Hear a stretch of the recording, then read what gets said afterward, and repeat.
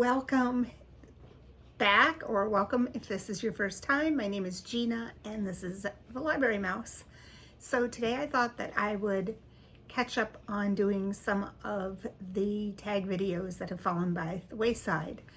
It is a very rainy day. It's the perfect day to stay inside and do something like this and to do some reading.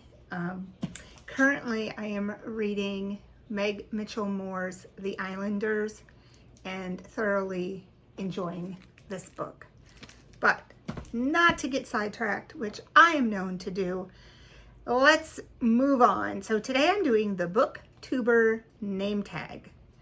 I was tagged by Ellen at Ellen Made Book Club, and it was created originally by Aaron at Aaron Read a Book. This is a interesting premise with this tag is that all of the prompts are names of other Booktube accounts, which I think is cool.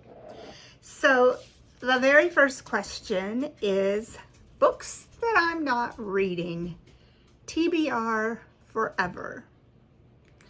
So because if you watched my last video, maybe I can link it up here, I did talk about somewhat being a minimalist with my book collection, because if I don't care for a book, like I start it and I DNF it, or if I read it and I'm done and I'm like, yeah, it was okay, I tend not to keep them.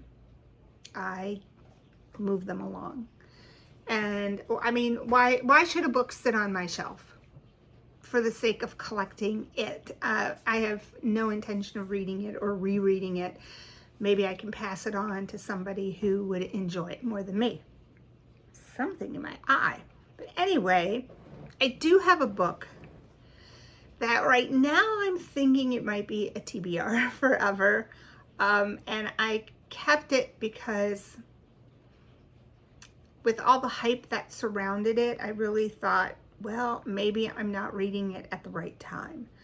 A friend gave it to me and they really enjoyed it. So that was another reason I was keeping it, thinking maybe I just need to be in the right frame of mind to read this book and not be so cynical about things. But the book that has been on my to be read, although I've had no intention of reading it, really, like I don't think about it, I had to go digging, is The Secret. Do you remember when this was like such a big deal? It was such a best-selling book and everyone was talking about it. It's written by Rhonda Byrne. So in case you are not aware of what The Secret is, it's really like the power of positive affirmations and manifesting what you want. But this is the back of the book. It says, it's been passed down through the ages, highly coveted, hidden, lost, stolen, and bought for vast sums of money.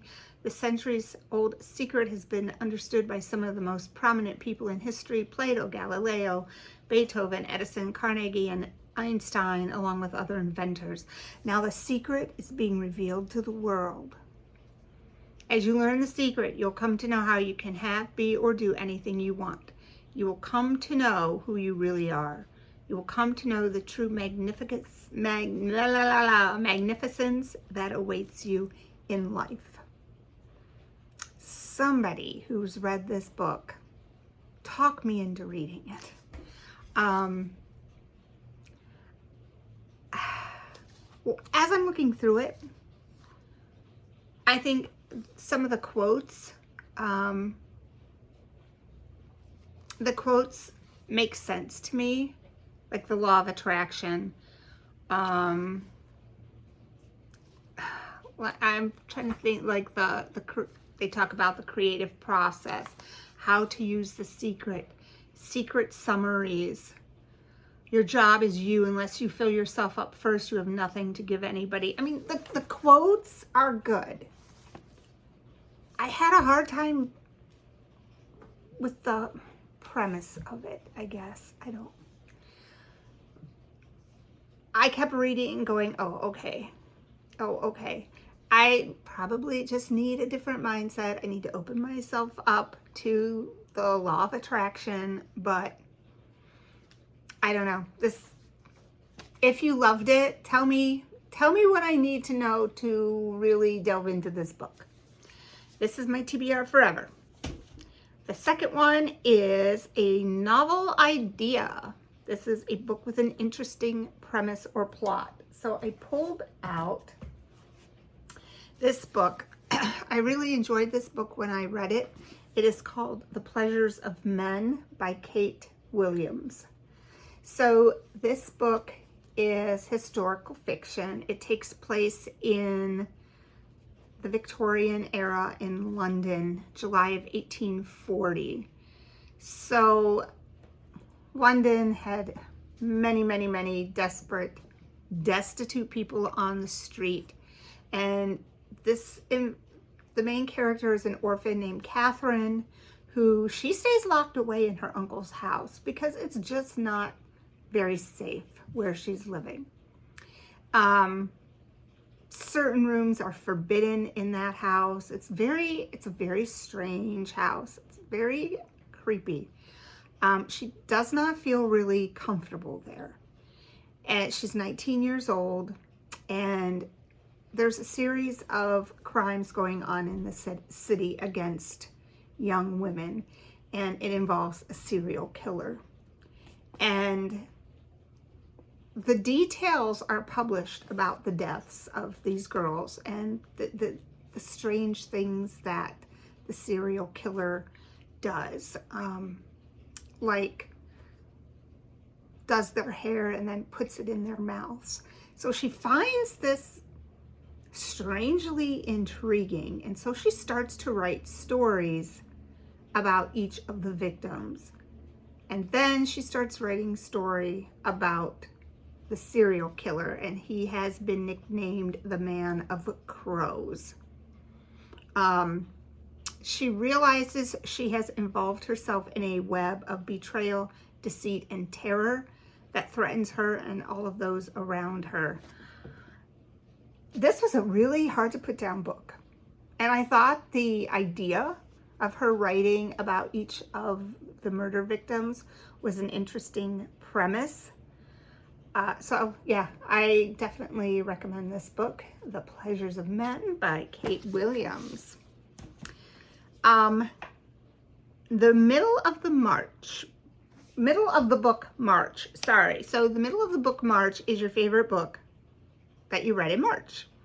So I got out my handy dandy book journal, and my 5-star book in the month of March, the one that I picked for my favorite, was Demon Copperhead. I still think about that character. The book always just pops to mind when I'm thinking of a book that I have loved so far. And it will definitely be on my short list for favorite book of the year. So Demon Copperhead by Barbara Kingsolver is my favorite book that I read in March. Another prompt is Book Buds. And this is find a book that you've read that has a great friendship. And my very first thought was Firefly Lane by Kristen Hanna.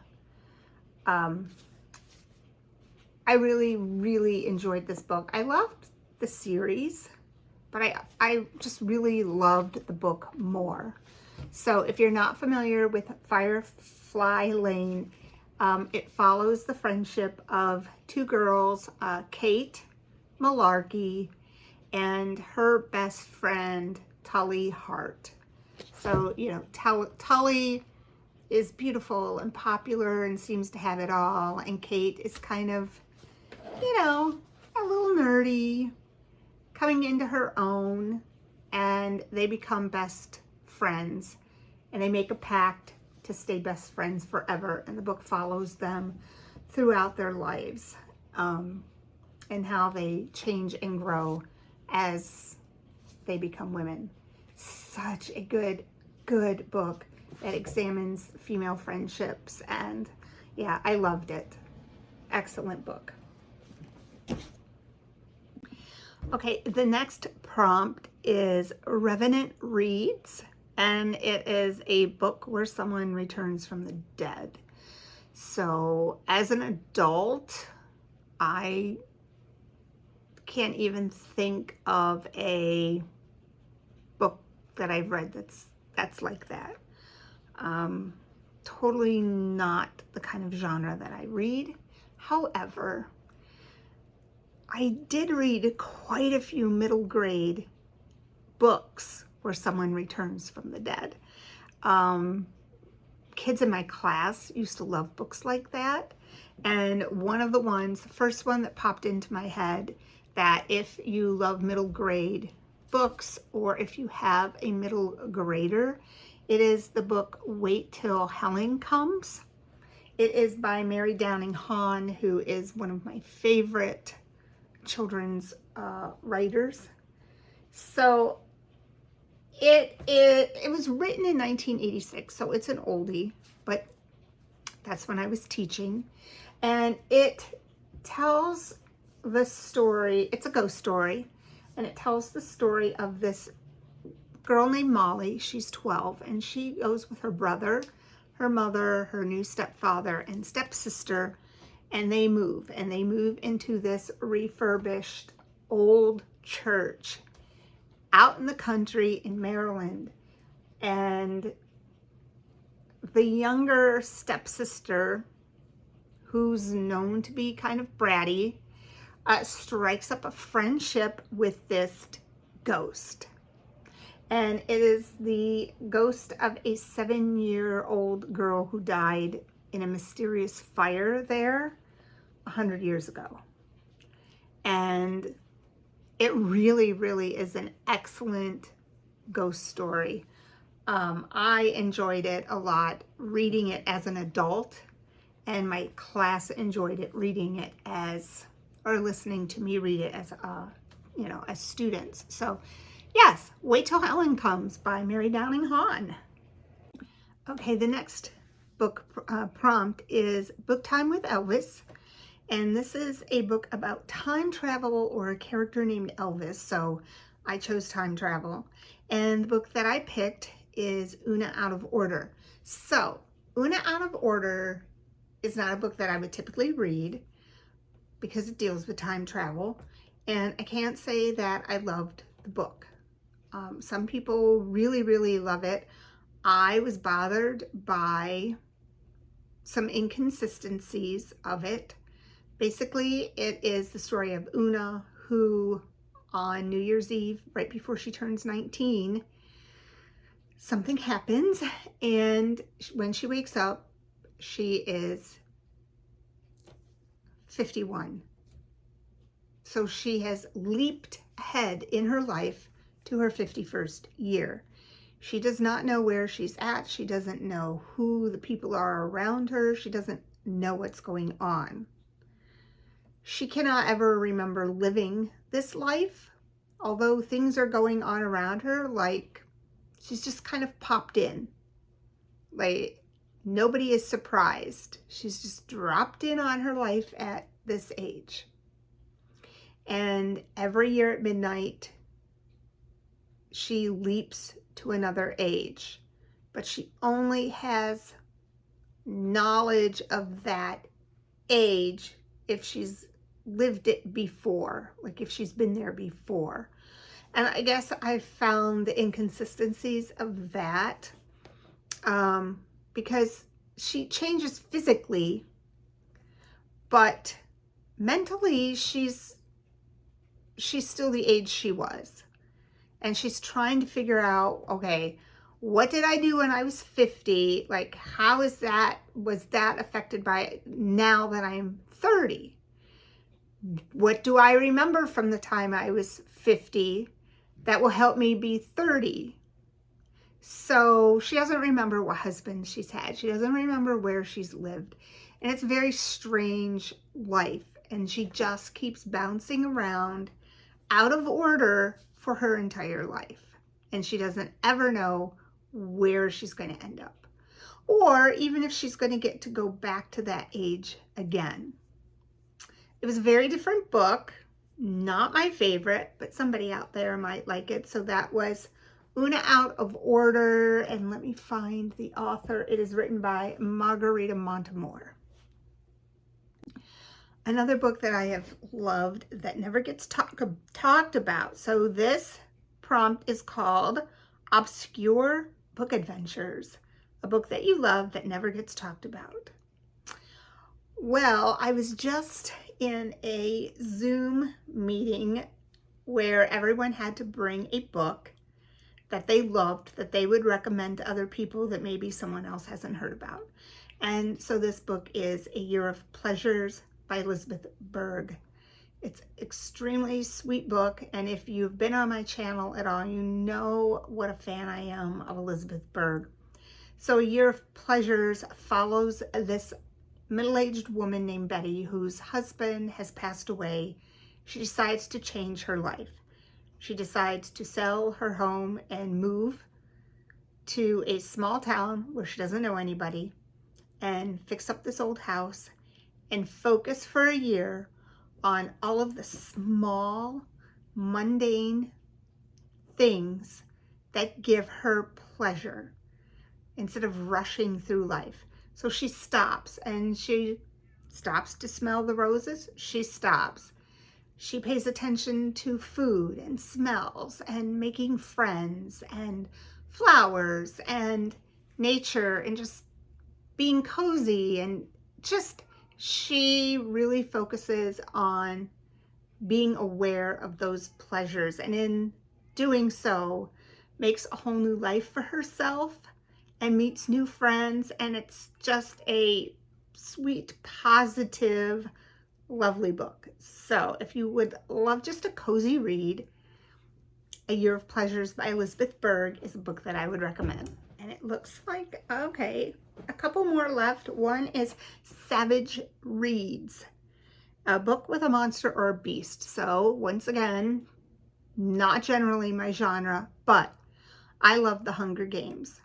I loved the first book especially. I loved the writing style, and it was a book that once I started, I couldn't put it down. And it's not generally something that I would ever read, but I did love the first book in the Hunger Games series. And obviously there are beasts and monsters in the Hunger Games. So they have the Tracker Jackers, which were the huge venomous wasps that were released, and the wolf mutts. They were the huge vicious dogs that looked like the mandrill monkeys, and they attack the people. But that's as close to monster books as I have gotten. But I did love the Hunger Games. It was right on up there with that genre of books. I did enjoy it. So that is a book with a monster or a beast in it. And finally, a book that fits my channel name. So I could have done the simple route. There was a series of books for children called The Library Mouse. You can check them out, but a book that I've read that has to do with my channel name is The Midnight Library by Matt Haig. I think it's Matt Haig. Let me just yes, Matt Haig. Such a good book. It was recommended to me by my daughter-in-law, who loved it. Basically, it is the story, let me get her name right. Oh, I should remember that. It's my granddaughter's name. It's the story of Nora, 30-something, unhappy with her life, kind of having a pity party about herself. She feels alienated, and she discovers this library called the Midnight Library. And in it, there are books that have different versions of her life. So it's intriguing to me because, you know, you go through life and you think, wow, what would have happened if I had done this, or what would my life be like if I hadn't done this? And she gets to experience that. You know, she picks a book and then she gets to see what her life would have been like if she had like carried through with this relationship, or if she had followed this job. And it's such an excellent book, and it really, really makes you think about your life. Very reflective story, highly engaging, well written. So one that I would recommend is The Midnight Library by Matt Haig. And that is the Booktuber Name Tag. So I hope that you enjoyed hearing about some of the books that I talked about. I will link them all below. And come back soon. Happy reading.